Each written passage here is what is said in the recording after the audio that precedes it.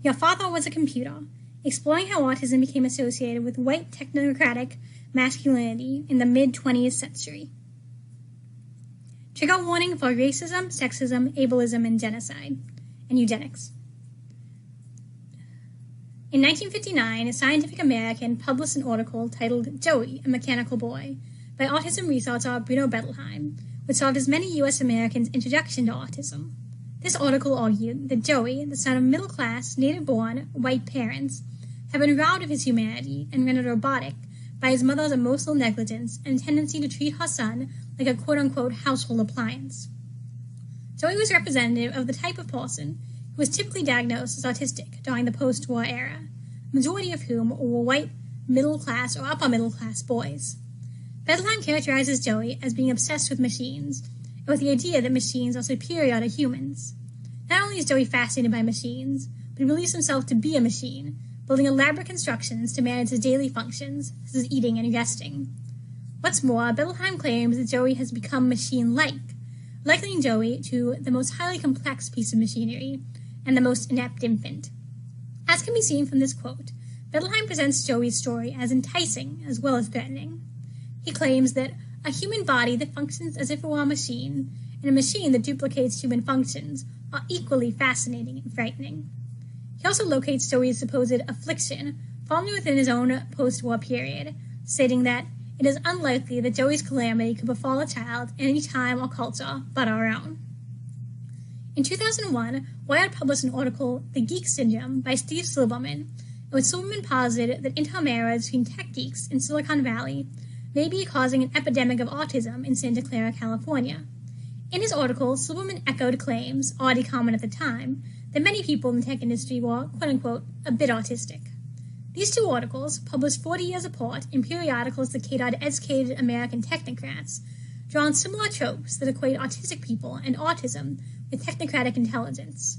In doing so, they serve as works of science fiction, exploring the fascinating and frightening futures offered by their respective machine ages. In doing so, they also dehumanize autistic people, denying their individuality and instead transforming them into symbols of technocratic modernity that is seen as upsetting the natural order of things for good and for ill. In doing so, they perpetuate a narrative of autism that embodies and reinforces associations between autism, technology, and white masculinity. This association between autism, technology, and white masculinity in turn naturalizes racist, sexist, and ableist notions that frame logic, reason, and technology as the epitome of human achievement, while also defining these forms of knowledge as the exclusive purview of white men. This also perpetuates the idea that autism is a white male phenomenon, thus erasing the existence of autistic people of color and autistic women, and denying their needs and contributions to the autistic community. Scholars such as Ian Hacking, Jordan Jack, and Malcolm Matthews have discussed the prevalence of the stereotype of the autistic techno-savant/computer geek from a contemporary perspective, with Matthews commenting on the implicit and insidious whiteness of the archetype. Although distinct in many ways, this computer geek model of autism is influenced by what I refer to as the mechanical boy model of autism that developed at the dawn of the diagnosis during World War II and the post-war era. While authors such as Silberman have used this continuity as evidence to naturalize these stereotypes, this presentation seeks to take a different approach. Rather than assuming that there is an intrinsic connection between autism, technology, and white masculinity, I want to explore how the mechanical boy model came to be by examining how autism researchers in the post-war United States used autism as a means of articulating anxieties and aspirations about the implications of technocratic modernity for white masculinity. In order to place the mechanical boy model of autism within its larger historical context, I want to put this conversation in conversation with works of science fiction written during the same period that address similar issues about the relationship between race, gender, humanity, and technology. The post-war era saw many in the United States trying to come to terms with a myriad of political, economic, social, and technological changes that were brought about by the war. This included the rise of large-scale government and corporate bureaucracies, the proliferation of new technologies, from the atom bomb to computers to industrial automation, revitalized challenges to the United States white supremacist system by black activists, and increased involvement of white women in the workforce. Specifically, all these forces destabilized hegemonic notions of white masculinity that form the bedrock of U.S. politics and mainstream culture. From the time of the Enlightenment in the Western world, white men have been framed as at once the prototypical and dominant representatives of humanity, armed with reason, logic, and technology to bring order to the universe. World War II, particularly the development of mechanized means of mass murder, as embodied by the Holocaust and the bombing of Hiroshima and Nagasaki, in many ways both represented a horrifying culmination to, and a rebuke of, this ideology of white masculine reason as the source of humanity's salvation. Yet unlike the mass disillusionment that occurred in the aftermath of World War I, World War II appeared to many, especially the United States, demonstrate both the best and worst of humanity, and importantly, of human achievement. At the same time, the continued rise of large-scale corporate and government bureaucracies, and the automation of both industrial labor and everyday life, seem to demonstrate the promise and threat of technological modernity, which was already inextricably linked to understandings of white masculinity. Many Americans, particularly white middle and upper-class Americans, saw themselves as standing at the precipice of a new era, one in which technology seemed to offer at once to uplift and destroy humanity, to raise humans, implicitly understood as white men, to new heights, and to render them obsolete.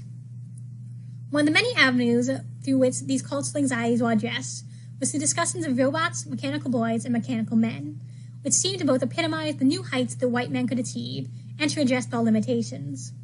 For how can even the most rational of white men compare to a machine in terms of efficiency?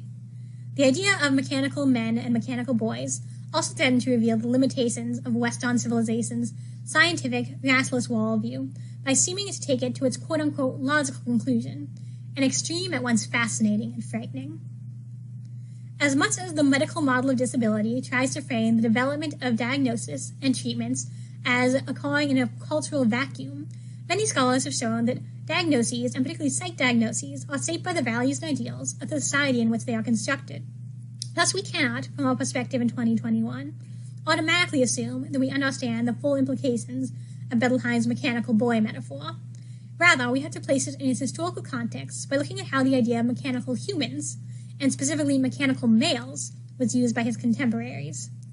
Some of the most famous discussions of mechanical men can be found in Isaac Asimov's stories, written and published throughout the 40s, 50s, and 60s. Both Bettelheim and Asimov's work seek to tame the potential threats to white masculinity that arose in the post-war era by presenting machines, and specifically mechanical men, as controllable. These mechanical men can be subsumed into existing systems of capitalist, white supremacist heteropatriarchy. Mechanical men can be controlled, and mechanical boys can be cured through a combination of scientific expertise and the enforcement of strict social hierarchies. Bettelheim uses Joey, his mechanical boy, as a representative of both the threat and promise of the machine age.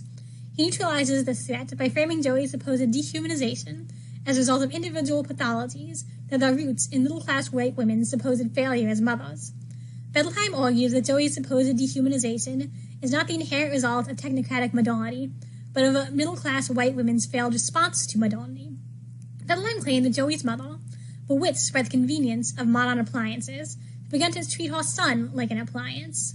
Joey's eventual quote-unquote cure under the treatment of Bettelheim and a cadre of young white female counselors who served as, according to Bettelheim, good mothering figures, thus proved that as long as white women served as a domestic bulwark against the potentially dehumanizing aspects of technocratic modernity, Western society could reap the benefits of the atomic/mechanical age while avoiding its supposed dangers. Like Bettelheim's mechanical boys, Asimov's mechanical men similarly epitomize the threat and the promise of the atomic age. They are both superior and subservient to their invariably white and middle-class human masters. Asimov's robots are described as being a cleaner, better breed compared to humans, and being stronger, more faithful, that is, more obedient, and more useful than humans. Asimov's stories thus prefigure Joey's claim that machines are better than people. Asimov's robots are in many ways the ideal citizen, employee, and public servant in a bureaucratized society like the one that characterized the United States in the post-war era. They also in some ways invoke eugenic notions of superiority, which continue to flourish, albeit in a different form, in the post-war United States. Yet robots were presented as the ideal workers in part because they were obedient and controlled by white experts. These experts were able to maintain control over Asimov's famous three robots due to Asimov's famous 3 rules of robotics, a set of rules that he built into his robots to prevent them from being able to harm a human, allowing human to come to built into his robots to prevent them from being able to harm a human, allow a human to come to harm, or disobey an order from a human. Asimov's robots are eminently logical, to the point where if they are faced with an unsolvable contradiction, particularly one that involves the three laws, they risk shutting down and becoming unoperational. These perfectly logical and loyal robots are also inherently male. Almost all of Asimov's robots are referred to using male pronouns. When he occasionally writes about what he labels as female robots, he emphasizes the supposed contradiction of the two terms, having female robots violate the three rules of robotics.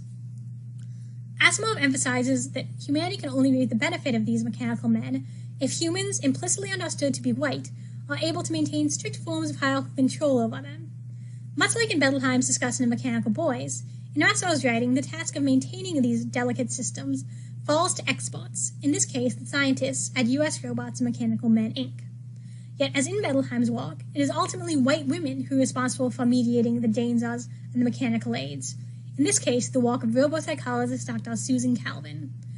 One of Asimov's few female protagonists, Dr. Calvin uses the three rules of robotics to control robots' behaviors. Her highest priority is to make sure that robots remain subservient to humans. Thus, for Asimov as well as Bettelheim, psychology is a disciplinary technology that can be used to maintain hierarchical systems of power and contain threats to implicitly white masculine humanity. The mechanical boy model of autism was part of a larger conversation about the relationship between technology and implicitly white masculine humanity in the post-war era. Reading Bettelheim and Asimov's work alongside each other helps to place the mechanical boy model of autism within its historical context. It is only by understanding how and why these stereotypes were constructed, as well as the work they did and continue to do, that we can begin to reckon with our impact on our understandings of autism. Thank you.